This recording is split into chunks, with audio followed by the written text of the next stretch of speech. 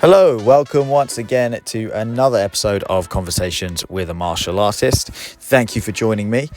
Today I have an interesting one. It's a little bit different and got some really important issues that if you are a martial artist, which I assume most of you are, you should definitely be interested in and care about. I'm joined by Zoe Tizick. Zoe is the owner and co-founder of TSTUK, Taekwondo school in Coventry.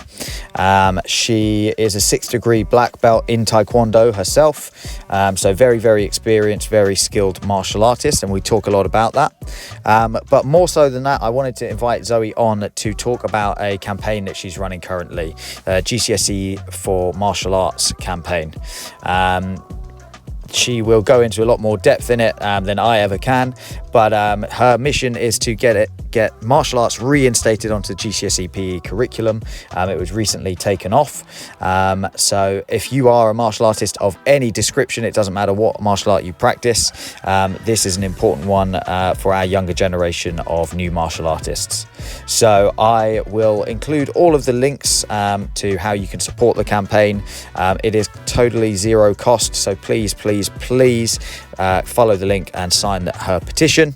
But further than that, you'll be able to get in touch with her if you have any further questions or you want to get more involved. But in the meantime, I will shut up now and I will let Zoe talk us through it. Please do sit back and enjoy. Zoe, thank you very much for taking the time out of your day to join me and talk through obviously some of the big things that you guys have got going on at the moment. I really appreciate the time. Unfortunately, I couldn't get up to Coventry in any appropriate amount of time, so I thought it'd be easier to get you on because I think it'd be really good to have that message shot out into the world sooner rather than later. But for people that don't know you, would you mind just introducing yourself a little bit about sort of your martial arts background as well? Yeah, so my name is Zoe Tizick and I live in Coventry, and I run a Taekwondo club that we call TSTUK or Coventry Taekwondo, and I am a 6th degree Taekwondo. Started training when I was 17 years old, so been training for a long time now, and I run TSTUK with my husband John Tizick, who is 7th degree. We have just over 500 students in Coventry and a full-time martial arts centre. Oh wow, that's awesome! Yeah, that's fantastic. And that's quite a high rank. How many degrees of black belt do you get in Taekwondo? I don't actually, I don't know much. Okay, so the highest is 9th degree. Okay. So yeah, that's. I guess I never really set out to become a 6th degree.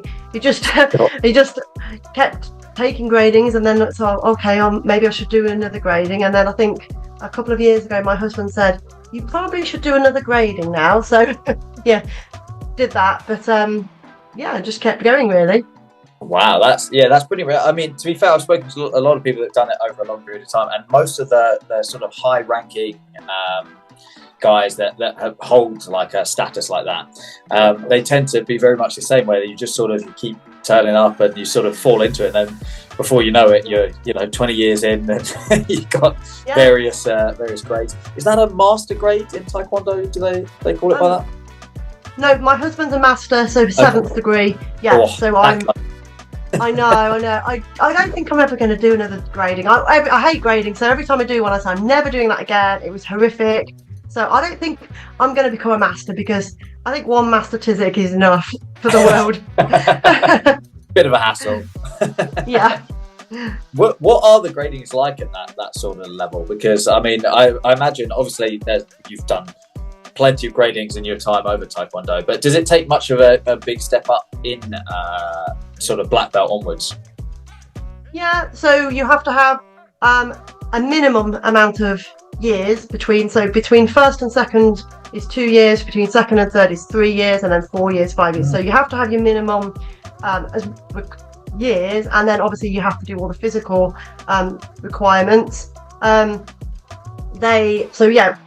not awarded for just time. We chose, I think some people do, but we chose to actually both grade. We both graded at the same time. So we had to get a master. Grandmaster Oldham did ours. He came to us with Master Urcello, and we graded under him and did all the physical requirements. And we had to obviously get other people to come in so that we could spar with them and that kind of thing as well. So what different elements are there that make up those gradings at a higher level? So we have sparring, and you have different types of sparring. So continuous free sparring, point stop sparring, 2-1-1 sparring. In the point stop sparring, you have to be able to show that you can referee as well as just doing your sparring. So you're switching around. And then you have your set sparring, which is your 1-step sparring, 2-step sparring, and 3-step sparring, which is like more traditional set. And then you have breaking, so you've got to show your destruction and power. We do patterns. Obviously, you need to know all the patterns up to the level that you're taking and be required to do them. Theory as well. And did we do anything else? I think row work and line work and that kind of thing as well. Yeah. Fair. Well, that is quite a lot, to be fair, because there's quite a lot of patterns in Taekwondo, is my understanding, isn't there? 24. 24. Is that total or up to where you are as well? Is there new ones total for each grade? So a new one for each grade up to first degree, and then from first degree upwards there are 3 for each grade. But obviously you've got more years in between the grades to learn, and then there's only 1 on the last one and 2 on the one before that. Okay. Yeah, so it's still quite a lot because there's a lot of movements within those, and I'm assuming you have to figure out applications and various bits. Like karate, don't they? Yeah, one of them, for example, has got 72 moves. One of them's got 68 moves. So the black belt ones are very long, and obviously self-defense, that was part of our grading as well. So we have to do that side of things as well. Oh, fantastic! Yeah, it always interests me as to how they stack, because when you've been doing it for so long, like the progression there must be a point where there's a bit of an apex of where you get to, and it's like, okay, well, how do you now make that? Because otherwise you just keep churning through, you'll run out of grades pretty fast.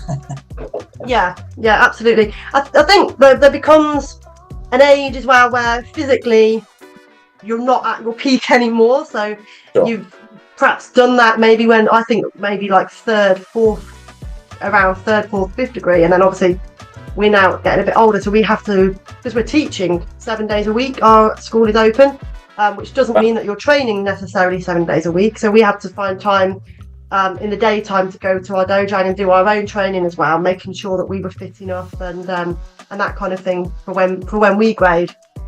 Yeah, of course. That must be hard as an instructor, particularly with a full-time school, trying to balance your own progression as well, because there's only so much attention that you can divert to it. I mean, how many classes do you guys teach a week? Are you full-time every day? We are. So in the evenings we have 4 classes a night. Every night, Saturday we have 3 and Sunday we have 3. And then in the daytime I do like some one-to-one stuff. I do like a fitness class, and I go to schools and teach as well during the daytime. Sure, yeah, going into various different schools. Yeah. Right, that makes sense. And I mean that actually, I assume, is where a lot of the passion comes from your project, which we'll dive into a little bit more of the schools element of things. But a little bit more on your background. Which style of Taekwondo is it as well? I completely forgot to ask. ITF style. ITF, yeah. I think we had a guy on the podcast previously. He's ITF as well.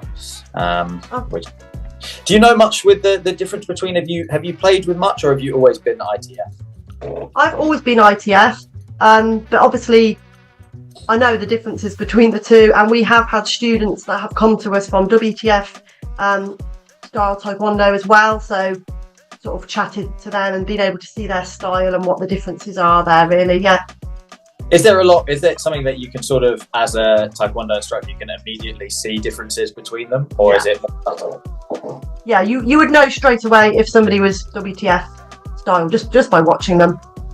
Is it? But they're more the point style Olympic karate Taekwondo thing, isn't it? Yeah, it's the point. It's the Olympic. Yeah, the way that they move, the patterns are different for starters. So sure, they're completely different. And the way that they do their moves has some differences to how we would do our moves, and the way that they spar, because they have different rules. They don't tend to punch as much as we do. They try and do all their more scores with kicking, whereas we kick and punch. So straight away, not always, but often they are very comfortable within kicking distance, but as soon as you get into punching distance, they have absolutely no idea what to do with you, because they're just not used to it. It's not how they train. So some of their guys would maybe come to us and do some training with us, so that they would pick up more like what to do when somebody is in punching distance, for example. Interesting. Yeah, I think that's very similar to what the other guy said to me before. And so you've had quite a lot of competition success as well. Your school and yourself as well, I think. Right. Me, not so much. My husband competed a lot, and he was successful competitor. I didn't like competing, so I did do it. I made myself do it, and I did win stuff, but it wasn't anything that I enjoyed. I just thought I should do it, so I made myself do it. But yeah, our club is pretty much very successful. I'm fairly successful, I think. Competitors, we've got some world champions, European champions currently and in the past. So we enjoy competing. We have an active squad team. Some of them competed for England last year, got chosen for England. So yeah, more involved in the coaching side of it now than competing for myself. Fair enough. I don't blame you, to be fair. There's only so much you can deal with getting kicked in the head. Yeah. But that's super interesting, because I was having a little read on your website. Obviously, we've not actually met before. We just obviously communicated a little bit over the past couple of weeks about the project that you've got. But yeah, I had a look at your website, and it sounds really interesting. You've churned out quite a few really good competitors and things like that. And obviously, I think, was it only the other week I was talking to the other lady at your school who said they're just back from where were you? We went to Rotterdam. Rotterdam, that was it. Yeah. To the Rotterdam Cup. It was really good. Awesome. It must be great. That must be a huge bonus of the job, being able to travel and compete in all these different places.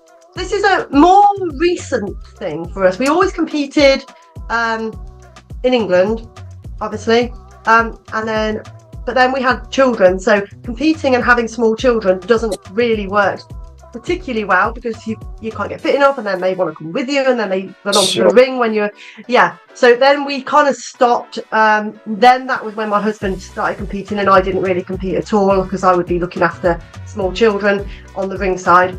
And then they started competing, and that's when we got into it. And then we had, obviously, COVID, no competitions or anything.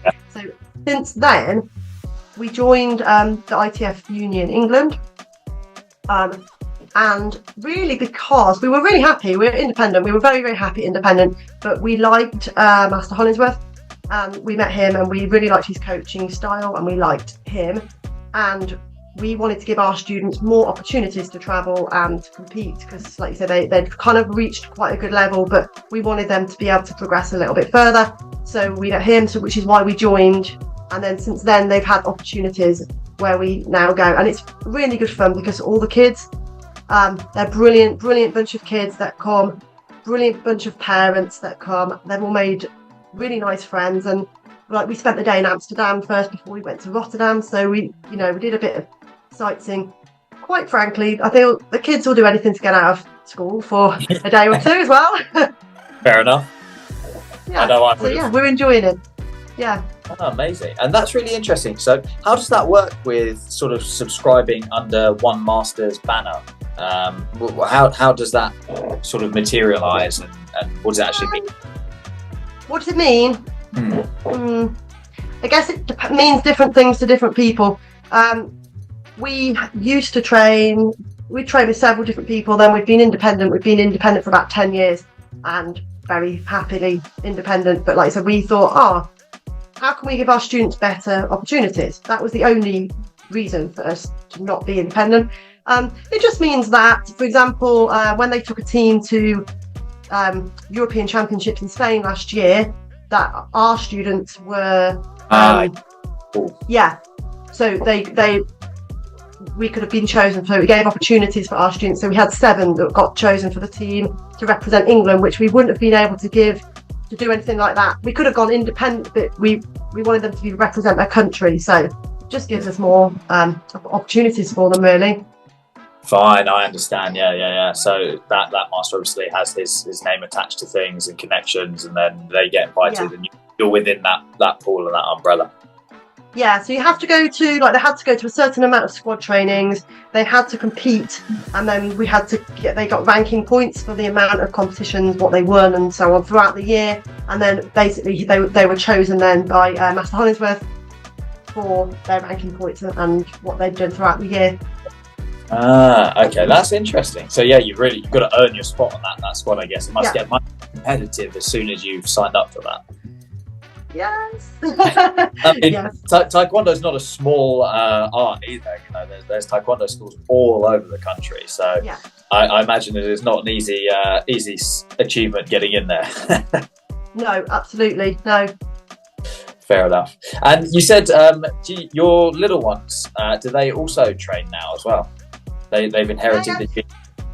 Yeah, so they're not little anymore. They're they're 14 and 17 now. So Kobe, who's my youngest, he is a second degree, and he got chosen. He competed for England last year, which was really exciting and really good for him. And Zion, who's my eldest son, he's a third degree, and he has just got back into competition actually last year, and he's doing all right. He's a bit more like me. He suffers with his nerves quite a bit when he was competing, so he didn't compete for quite a long time, but he's just started to find himself going back into it. So I think we'll just have to see where that takes him. But he teaches for us, with us twice a week and stuff like that. So it's proper family business. Wow. That's very impressive.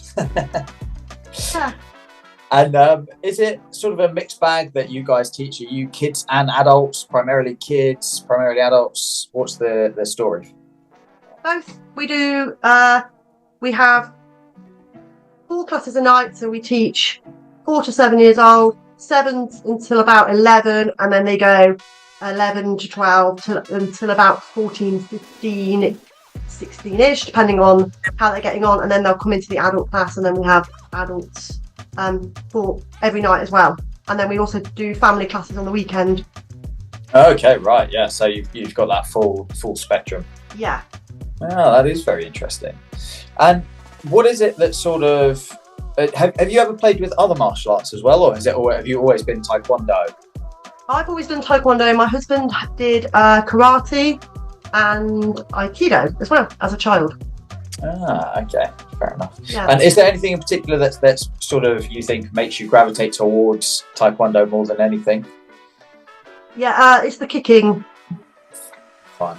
Yeah, for me, definitely for me, it's the kicking, which I find really good. Really like watching it, and especially people that are good at it. I think Taekwondo is known for its kicking. It's a kicking sport. I've got to say, I'm not into all the rolling around on the floor sweating on each other, which seems to be like the grappling art. It just doesn't really do much for me. So I mean, I've done a bit in the past, when you go on seminars and stuff. I'm just like, it's just not for me. Yeah, well, that's it. I mean, people get really hung up on, like this art versus this art, and but my big thing is always just do what you enjoy. Like a lot of people, particularly when it comes to the grappling thing, it isn't for everyone, because it's not that enjoyable an experience. I do grapple. I'm not a particular fan of it. I hate getting sweated on and squashed. But I'm the same as you. I really like the kicking, and the Taekwondo kicking is super impressive. I mean, whatever you think about it, you go and you watch someone that really knows how to kick, and some of the fancier things that you do. Incredible, and the athleticism that it takes for them, and like just the movement.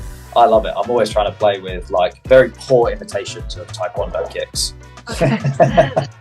It was never my background, but I do like to play with it. So I guess the main thing, obviously, that I invited you on to talk about is your petition that you've got going at the moment, because I think it's such an important subject, and I'd love to hear a little bit more about sort of what got you into it and where that all came from. So I'll let you take the reins on that one. Okay, thank you. So previously, because obviously we've been instructors for quite a while now, students would come to us and say, "Oh, I'm doing my GCSE PE. Is it okay if my parents video me in class or in a competition? And would you mind writing something about me and what I do?" So we said, yes, that's fine. And then I would write a little bit about maybe they're a blue belt, they have done 3 competitions, they're working at this level, they train 3 times a week, and then send it into the school. It was really easy. It took me about 10 minutes. They would obviously send their videos of themselves in as well. Then when my eldest son went to choose his GCSEs, we were looking down the list and we thought, oh yeah, you'll do PE. And I was like, oh, hang on, Taekwondo's not on the list anymore.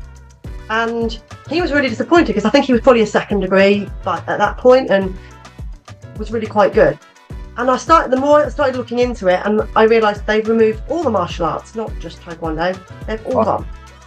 So at that point, I thought, right, well, I'll try and work on doing something about it. He couldn't then choose PE. He chose, because he didn't do enough of the sports to use them for his GCSE. So he chose something else. I started working on it, and then this would have been around 2019. Then we went into lockdown. So all the work that I'd done on it, speaking with different MPs and that kind of thing, all went, because then they had a cabinet reshuffle and all that nonsense. So that's all gone. So then it was really hard work, because there was kind of a group of us, but there was really felt like I was doing a lot of work, and it was it's a real can of worms, to be honest. So then I got speaking to a parent from the ITF Union England, and that she'd just gone through the same thing with her daughter, and she said to me, "Do you fancy picking this campaign up again?" And I said, "No, not really. It's really hard work." "Come on, I'll help you." And so we've kind of created a team, which Claire, who you spoke with, she's on the team, and then there's Spencer, and then there's Lucy, who's the other parent. So when I looked into it, there are 5 criteria that a sport has to meet to be on the list of sports that a student can use for their GCSE PE. Yeah. And Taekwondo, and I believe probably the other martial arts that were removed, didn't meet 0.5. So they met all the other 4. It just didn't meet 0.5 of the criteria. And 0.5 of the criteria is that it must be it was deemed too specialist and niche to be easily accessible by the school teachers and by the assessors, external assessors. So the main thing that we are trying to do is speak with somebody. That's difficult. And say to them, trying to speak to anybody in authority is very, very difficult. And say to them, actually, you've said that it failed on 0.5, but actually we've got plans in place that will counteract that. We can show you how it can meet 0.5 of the criteria. So part of the campaign is that we've spoken to lots of PE teachers and head teachers, and I've had in-depth conversations and said to them, this is why it's removed. Is it true? Was it too difficult for you to assess? And they're saying not at all. It's no more difficult for us to assess than figure skating or sailing. Yeah, that's exactly what I was thinking, because when you said that, I sort of went, well, surely anyone is a specialist in any of those sports. Unless you practice those sports, you wouldn't know anyway. I mean, you can watch football, but you don't necessarily know everything about it. And then you look at any of the other sort of sports, you have to be quite knowledgeable on what's what. I'm terrible. If you showed me a basketball game, I couldn't tell you what was going on. But, you know, in theory, a PE teacher can also still go with that. So what they've got is they have like a framework. So we took the boxing framework as an example because boxing is still on there, which I thought was interesting. Yeah. Yeah. Because Taekwondo and a lot of the other martial arts are very similar. They just kick as well. So I then wrote a framework for Taekwondo based exactly identical to the boxing one, but added kicks in. So that if and when we ever get to the point of speaking with a human being, we can say, well, boxing's in, here's their framework, this is exactly the same. How can you possibly reject something which is the same as something that's already in? Yeah. And we've got all these letters from the PE teachers and the head teachers to back us up, saying, no, we agree, we want it back in. They all want it back in. So that's the biggest problem. Obviously, the martial arts are different. Also, actually, if you live in Northern Ireland, Scotland or Wales, then martial arts are on the list. So this proves our point that actually, if they're being assessed in Scotland, Northern Ireland or Wales, surely we can manage to follow the same process that they must be following to have them assessed in England. Yeah, you cross the border and suddenly the teachers don't know what they're doing. Yeah. English teachers can't possibly manage to assess it, but Welsh ones can. It's crazy. When it gets to the point, obviously some martial arts are more similar than others. So, for example, I think in Scotland, I can't remember, Scotland or Northern Ireland, maybe, it is just martial arts is on the list. So that is massive. That's just any martial art. In some of the others, it's more like Taekwondo is on, or Karate is on, or Judo. So obviously you've got your grappling arts. They would need to write their own framework that they all Jiu-Jitsu, Judo, and it just needs to be. If you're interested, read the boxing one. It's that easy. It's literally like, they can throw a straight punch, they can throw a hooking punch. It's so basic, it's untrue. So that it really needs to be kept very, very basic. And then obviously I've written one which would easily include karate, kickboxing, taekwondo. Sure. Whether you call the kick a turning kick or a roundhouse kick, it's each very, very similar. The movement is the same. You can do the movement. I'm curious as to why. Have you ever had any explanation as to why boxing was left in? No, and the only thing that I can look at in the sports that I left in, if you trace them, is the money. I think a lot of money comes in from boxing in England. Probably not much money comes in from martial arts. Sure, yeah. I imagine that's the only possible thing that I can think of, is if you follow the money. Yeah, and I guess it's probably the most universally recognised as a sport, whereas you sort of boxing's always a weird one because it always gets sort of put in its own category. A lot of people will say martial arts and you don't necessarily think of boxing, even though it 100% is martial art, but because it's so sport specific and it's such a big kind of entertainment industry as well, and I suppose it's almost in its own separate sphere. It's very frustrating, and it's very frustrating for a lot of the kids because so originally some martial arts instructors didn't want to sign the petition, and they were really worried about signing the petition. And I want to just maybe make the point, for if any of them are listening, they think that what I'm trying to do is teach martial arts in schools. Well, I already do that anyway, but they think that I'm going to go into the schools and try and take over, so their students won't go to their club, so they will lose their income because I'm going in, or somebody's going in and teaching them. That's not at all what we want to do. So we want them to continue with their club that they are with, out of school hours, exactly like a horse riding student. Horse riding's on the list. you don't take a horse into school. They have their lessons outside of school and then they submit the evidence. And this is exactly what we want to happen. We're not suggesting that we take over the world and teach everyone. I've got 500 students. I'm all right. I'm quite happy with that. I don't want any more, really. And I don't actually like teaching in schools particularly much either. It's really, really hard work. So I'm happy for people to just go and get their normal instructor outside of school to sign a bit of paper off and say what they can do. And that's how it worked previously, and it worked really well. Yeah, that's interesting, because I read obviously through your thing when I first came across it, and I thought that was very interesting, because I can't see why any martial artist, yet alone martial arts instructor, would be opposed to that, because I think that it's such an accessible thing for martial artists to be able to spread that to kind of the younger generation and people to be able to do it in schools. And especially there are so many kids out there that actually probably aren't interested. Like, it sounds like your son was interested in doing obviously the GCSE PE for got the Taekwondo background, but then as soon as that wasn't available, you said he's gone on to do something else, right? Yeah.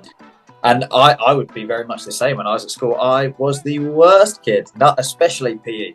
PE, not my thing, not an athletic bone in my body. But martial arts has always been super, super interesting to me, and I just dork out on it.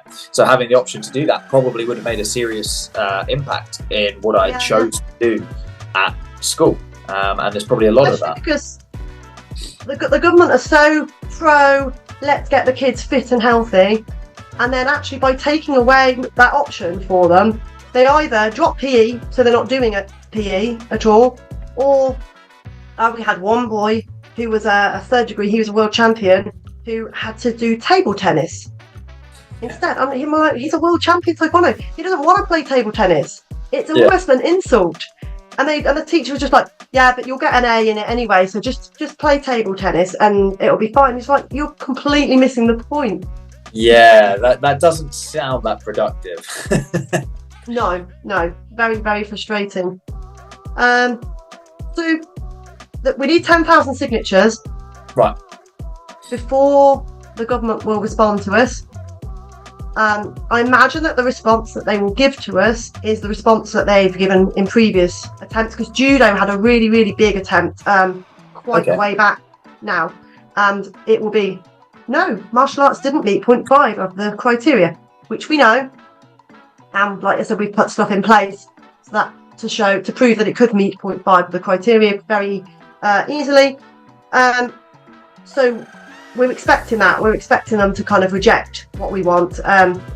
Actually, because we know that we can put plans in place, then you need 100,000 signatures. Will mean that they may discuss us in Parliament, which would be amazing, because it would mean that we could actually put our point across to somebody that's going to listen to us. Yeah, someone that can represent it and actually sort of talk back and make an argument for it. Yeah. So we also got told, which was interesting, that they were really happy that martial arts.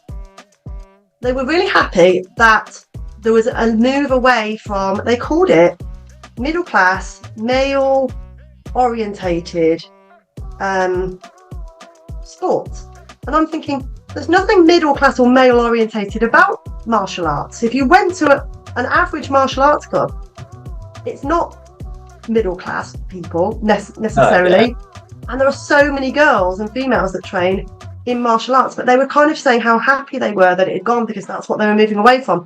Yet they put horse riding, there's something going funny there, isn't there? Yeah, that is interesting. The horse riding is a very, very valid point. Yeah, sailing. You want to steer away from the middle class. yeah. Windsurfing, I think. Yeah, windsurfing. I mean, how many people have got a windsurf board? And again, going back to the big issue of that 0.5 is, how can you assess? I couldn't tell you what the hell is going on with someone windsurfing. No, exactly. Whereas actually, most martial arts as well, I think they're actually easier, because most martial arts have a belt system, a ranking system. Yeah. So actually, I can say to their teacher, I can show you the exact syllabus that child is working on and say, this is exactly what they can do. There it is in black and white. They're this level. this belt, so that I can tell you they can do exactly those things. So they've actually got more information about what the student can do than probably any of the other sports.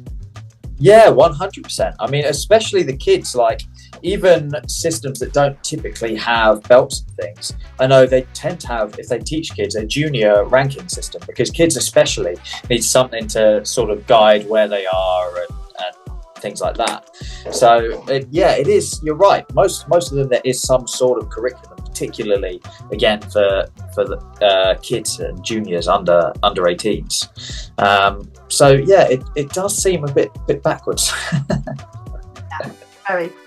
Yeah, I don't know how many politicians have really ever set foot in a dojang or understand. Although I did read that Dominic Raab is a second degree karate or something like that. I think I read. Yeah. Never know. Yeah. Yeah, I'm not sure how much they care, really. Yeah. Well, that's it. It's always funny with these things because there are so many issues and things going on in the world that it's hard to focus on certain things like that. But when you're in a particular sphere, like we are in the martial arts world, then obviously there are issues that are super important and they still do need to be addressed. And that's where I think the work that you guys are doing and the petition is so important, because it's such a simple thing and it could be fixed so easily. That's the thing. It's not, you're not asking for a drastic change, particularly if it's something that's already been historically done. So it's nuts to me that you couldn't just turn around and say, okay, well, let's at least have a conversation about it, because the reality is it's going to be some bit of bureaucracy to go, okay, yeah, tick, send an email, and done. It's back. Yeah, I mean, trying to speak to anybody in the Department for Education is hopeless. We have had backwards and forwards emails for so long, and they just keep saying, "Don't we just refer to you to point 5?" And I keep saying, "Yes, we understand that, but can you please answer my questions that I'm asking about why is it possible to do it in other countries, but it's not possible to do it in England?" But they just say, "We just need to refer you to point 5. I'm sure I'm getting an automated response, to be honest. It's nobody's even reading it. But that's what I wanted to make it, like, everyone needs to be involved, because I'm just some middle-aged woman from Coventry. It needs a lot more bigger people involved, a lot more interest. And a lot of people have said, yeah, I really agree with you, but they've got to all be on board pushing it as well and making a bit of a fuss, really. Yeah, 100%. And I think any martial arts instructors really should, and martial artists in general. I mean, I'm not a parent, but I know if I had kids, I'd want them to have that option to do it, particularly if it's something that, especially at that sort of age, if you're still doing it, you're probably pretty passionate about it. And it's something that you should be able to sort of support, especially, it's not easy. Like any martial art, regardless, it's not easy. You've got to dedicate a lot of time and practice, and particularly things like Tae Kwon Do and others are very athletic, like we were saying. Like, it is 100%, you've got a lot of sporting elements and there's a lot to learn and know and practice. So it should be given sort of the respect it deserves, particularly as kids with a passion. And it's an Olympic sport. And also, my youngest son, how can he be chosen to represent your country doing it, but you can't use it? So he's, for his GCSE, because he's just chosen his GCSEs, he's going to do dance and cricket, which is fine, because actually he dances and he plays cricket, and he enjoys both of those. So this is my younger one. He's luckier because he just had more sports, whereas my eldest didn't have. He only had one other sport and he needed 2. So, but it's just ridiculous, because actually he won't get as good a score because Taekwondo is his main sport. Yeah, so how does that actually work then? It's been a long time since I've done my GCSE. So within the GCSE PE, you get to pick, a handful of sports? Yeah, I think you need 2. I think you need 2 sports. I think one needs to be a team sport and one should be an individual sport. Okay. And then you have to obviously do those sports and write about them and show videos of you playing the sports. So yeah, it's quite simple, and the list is extensive. I mean, there's things on there that I've had to Google because I've never even heard of the sports. I'm like, that? And you know, and the things like Gaelic football are on there. So you've got, yeah, I know it's a thing, but is it really? Do that many people do it as well as normal football? Could you not just? I don't know. But you think, well, you've put stuff like that on there, so it almost seems like the martial arts children are slightly disadvantaged, really, because they then are told choose another sport. But then they're like, well, I haven't been doing another sport for 16 years. This is my sport that I've done. So then they have to sort of start at the bottom. So they're not as good as the other children. So then they get a lower score. Yeah, very true, actually, thinking about it that way. And especially even if you don't have that other thing, if you're then forced to say, right, okay, well, I know you've been spending 6 hours a week training Taekwondo, but we now need you to make sure you're going out and you're learning cricket or rugby or whatever it is. Okay, well now then, out of that time, that spare time that you have, which I imagine is pretty minimal, because again, you're doing your GCSEs, you've got all this other work as well. You've now got to probably give up some time just to be able to get the bit that you need in for that grade. It becomes a bit of a choice. Actually, it does, yeah. We've had really good students. We had one boy who was at third degree, who's very, very good, and actually he quit Taekwondo because he had to take up a different sport for his GCSE, and he didn't have time. He said he didn't have the time to do both and to do his exams, so we lost him at that point, which was a real shame because he was very, very good. Had he not had to make that choice, he probably still would be training Taekwondo now. Yeah, that is a shame, because you do see that all the time. I mean, even regardless of what the art is, if you've got kids there, we've had plenty of times where it is running up to GCSE time, and regardless of what you're doing for GCSEs, their workload obviously gets so much more, and those kids stop turning up to classes for a bit while they've got revision and exam things, which is understandable. But then to sort of be almost strong-armed into it is a shame, because I would love nothing more than to be able to get away with going, okay, well, my hobby happens to be giving me the grade that I need for GCSE anyway, so great, now I'm doing what I want to do and I'm putting the effort in rather than just doing it sort of for the sake of it. Yeah. I'm hoping if nothing comes of it, I'm hoping that we will make enough of us to at least make people think about it. I do hope something comes. It won't come not soon enough for my children. It's too late for both of them, but for our students and for really the martial arts community in general. Yeah, I think so, because especially opening it up as well, you never know, it might attract new people to try. So people or kids that have been interested in it but have never done anything might go, oh, I can do it, part of my GCSE, yeah, sod it, let's go do Taekwondo, karate, kickboxing, whatever you want to do.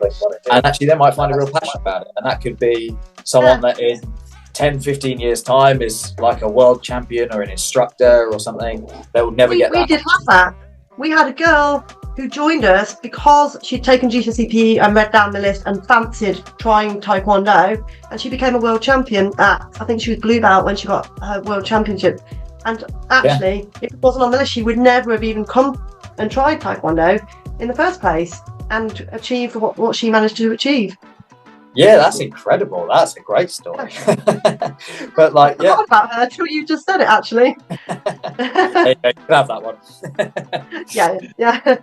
But things like that is insane, because I think there's so many people out there in the world that like the idea of martial arts. I mean, you talk to most people, and most people have an idea of martial arts and go, oh yeah, that does sound interesting. And people generally have a bit of a, you do, XYZ martial art. And then to actually have the opportunity to translate that, sometimes that can be the push that obviously just makes a difference, because I'm sure you see it as an instructor time and time again, but I've seen plenty of people that come through the door for like a trial session at something and they absolutely fall in love with it, and then that becomes their whole identity. And it's just, I think that happened to me because I didn't even want to join, and I used to wait for my friends and they all trained, and I used to sit outside the dojang. It was in a school hall, and the instructor came out and he said, you're not just sitting here watching, you've got to come and join in. And I was like, no, I'm not doing it. And he said, come and join in. And I was like, oh, I can kick people. I didn't know I could do that. And then I was like, oh, I'm quite flexible. And I didn't really know because I was rubbish at every other sport, terrible at netball, like the most mainstream sports. The ball, I would go, right, I've got it, the ball's coming, oh my God, it smacked me in the face again. I walk into door frames, but I just was like, oh, well, I don't know why. Just I can just kick people in the head, and I had no idea that I could even do that. Yeah, clicked. What a great skill to find out. Yeah, and actually, this is a nice story. So that instructor that made me join, and where I met my husband as well. He was in training in the club, and we had a group of friends together. He now brings his son to train with us, and he trains with us too. Yeah, so it's like gone full. Full circle, that, isn't it? Yeah, which is really nice. No, that is fantastic. Yeah. Yeah. And so, is it just solely because obviously it's something that you're very passionate about, this project? Is that just solely from discovering it with your own son and just wanting to have that, or is it the martial arts? What sort of drove you to be so committed to it? Because it is, as you say, a big challenge. It's a massive project. Initially, when I found out, it was with my eldest son in mind, but now I know that it's not going to be sorted in time for either of them.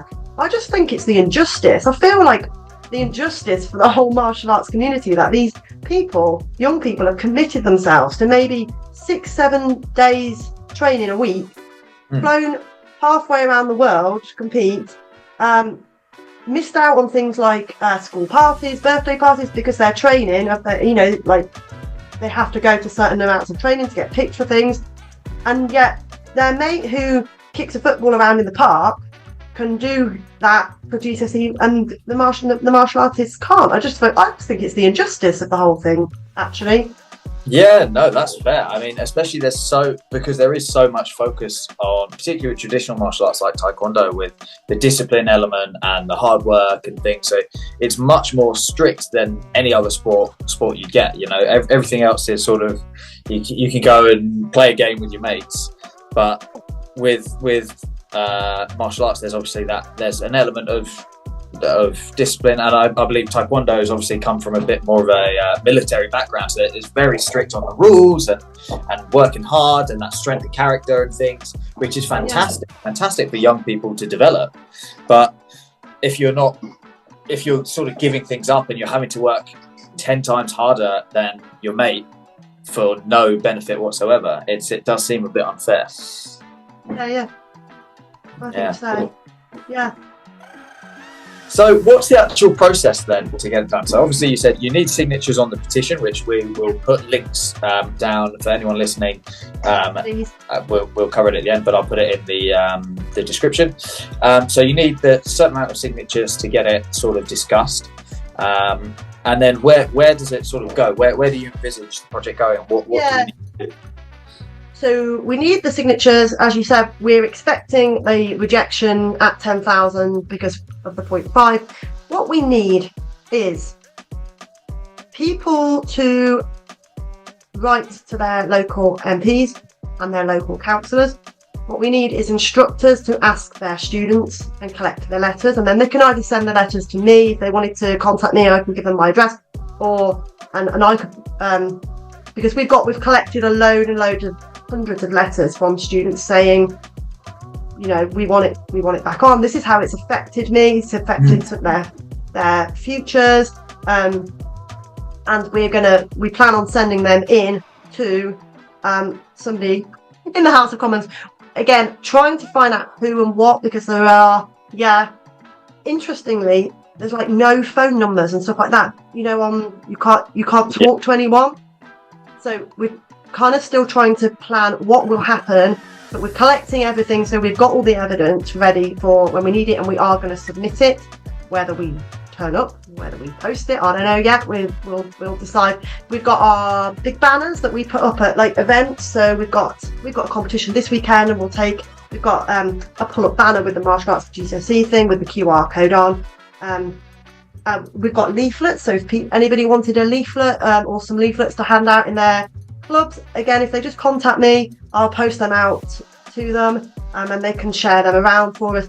we need people to make as much noise as possible, and also people must have contacts. Some people will have better contacts than I've got. It's not what you know sometimes, is it? It's who you know. That's it. Yeah, and we need to speak to somebody. We need somebody who's going to back us. I mean, my local MP, obviously, she's like, yeah, fully agreed. She's written letters in and all that, but it's going to take more than that. It needs everyone to be pushing, I think, from all the angles to get us listened to. Yeah, definitely. And I think that's definitely something that people can do. So in terms of proactivity, obviously signing a petition is so easy. I mean, I've done it already for yours. As soon as I saw the thing, before we were even having this conversation about the podcast, I was like, yep, I'm on board. But I mean, it's such an easy thing to do. It's just follow the link and fill it, and it's completely cost-free. So I think everybody listening to this 100% should be doing that. It takes you 30 seconds. And then, anyone that is passionate, I think that is a good point, is sort of make a fuss and spread it, because obviously you're very localised, but I understand you've got different sort of representatives around different areas. Yeah, we have. So Spencer Powell is in Aylesbury. So we've got, he's obviously spreading the word over there. And then we've got ambassadors who are youngsters from all over the country, who are spreading the word in lots and lots of different areas, and they're not just Taekwondo. They've come from all sorts of different martial arts backgrounds, and they're agreeing. So they're doing their bit and putting it on their social media and spreading the word around their clubs and getting signatures that way as well. Yeah, and I think if anybody's got an ambassador or somebody in their club that wants to be an ambassador, they can contact me for the information about that as well. And I mean, it's so interesting because, as you say, you're not just doing it for Taekwondo, it's martial arts as a whole. And I think when you think about the number of people out there that practice martial arts, I mean, we should be able to overwhelm them. Yeah, absolutely. Yeah, because actually at the moment we've got 9,300 and something it was on last time I checked. But actually, if you look at the amount of people that do martial arts, there's well over that amount of people that do martial arts, and everyone just signed it once, and that we'd have 100,000 easily.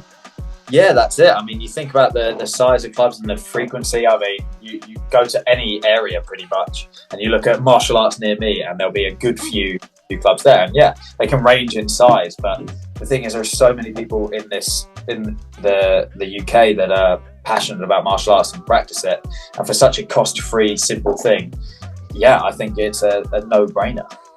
Yeah, and I think originally people were just like thinking that I wanted to have world domination over everybody's clubs, but it's honestly nothing to do with world domination. They're welcome to all keep their own clubs and their own students. I want them to happily train where they're now training now. I don't want the students. It's fine. Yeah, well, that's it as well. The thing is, from a martial arts instructor's perspective, it can only be a good thing as well, because I mean, the more options you have, like say, maybe the kid that's looking at GCSE and goes, okay, right, well, I'm going to do a martial art. I've always been interested. I want to try it. I don't quite like the look of Taekwondo though, but I'm going to go to this Wing Chun club. Let's try that. And that might be the one that they fall for, and they're doing that for the rest of their lives. And I mean, there's so many cases of people that just try it for the sake of it and then get absolutely hooked. So I think from even a business perspective, as a martial arts instructor, the more opportunities there are for people to get involved in the world of martial arts, why wouldn't you want that? Yeah, absolutely. But the martial arts world's a funny old place, isn't it? Oh yeah. Yeah, so that's a whole different conversation, but the politics involved in martial arts,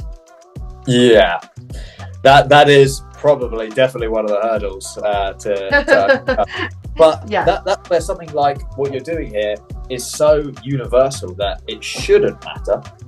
Probably will for some people, but it shouldn't matter, because it is sort of that umbrella of martial arts, rather than I'm trying to get Taekwondo on, but I'm not trying to get Jiu-Jitsu on or whatever.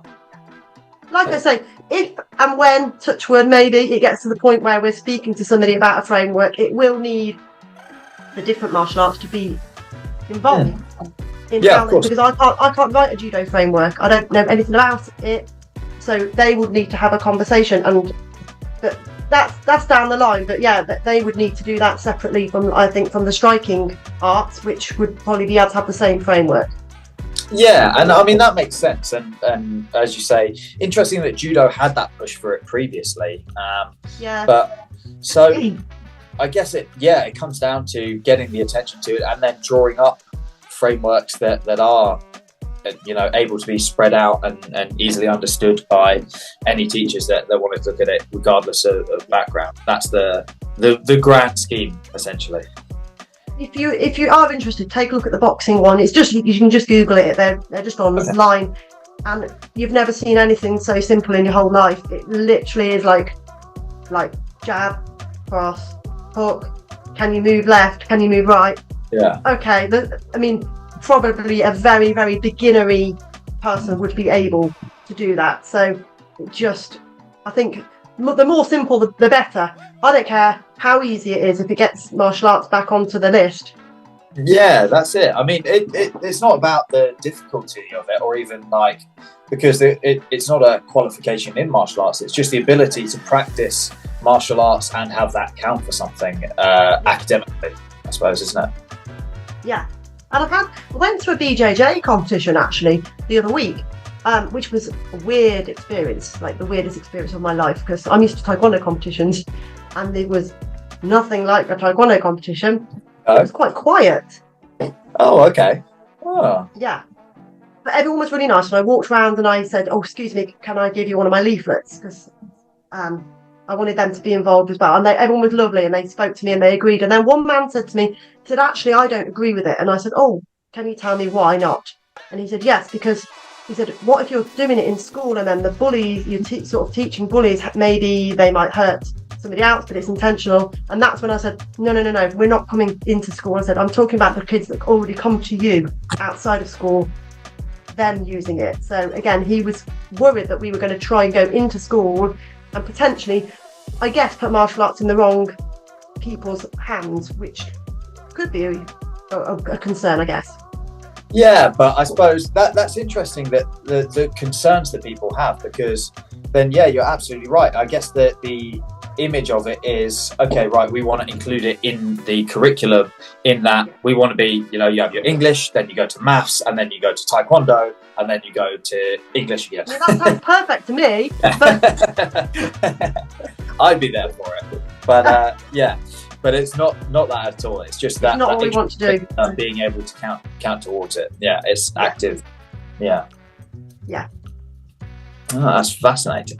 Yeah, because it's such a big issue, and again, it seems on paper like it shouldn't be a massive issue. It should be quite easy to solve, but it does not sound like it is going that way. Do you have any idea why the different countries, Wales and Scotland, etc., have still got it included?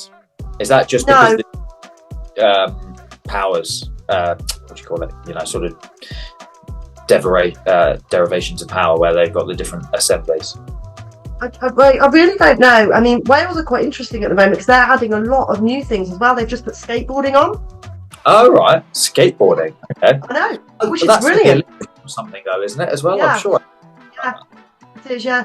So they are, Wales seem really quite open to suggestions and bringing new sports on board, and quite forward thinking, which I think is fantastic. Yeah, absolutely. Yeah, why not? I mean, again, if it makes the Olympics, why would you not be able to have that count as a sport in school? Does it suddenly become a sport when you leave?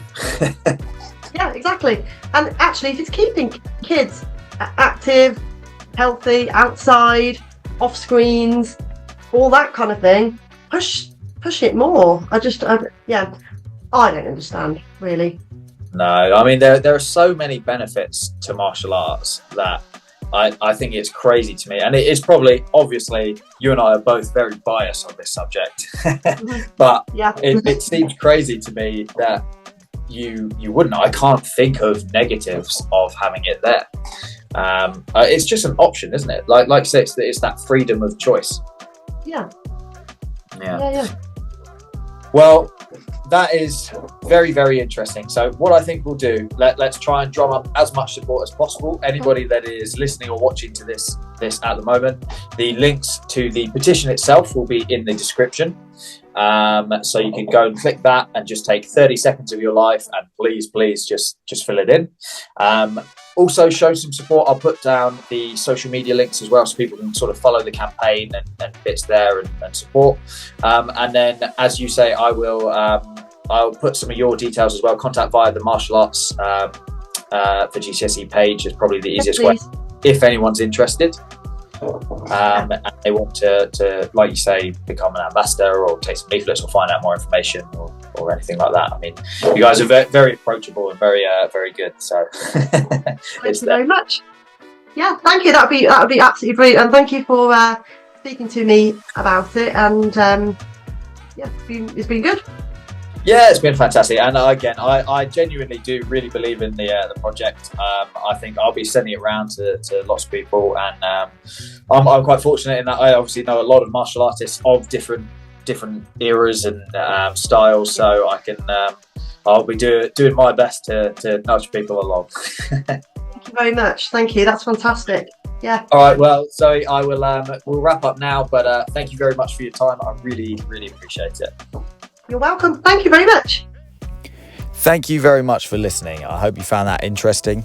As I said at the start, it is really important that we all get behind Zoe's campaign here.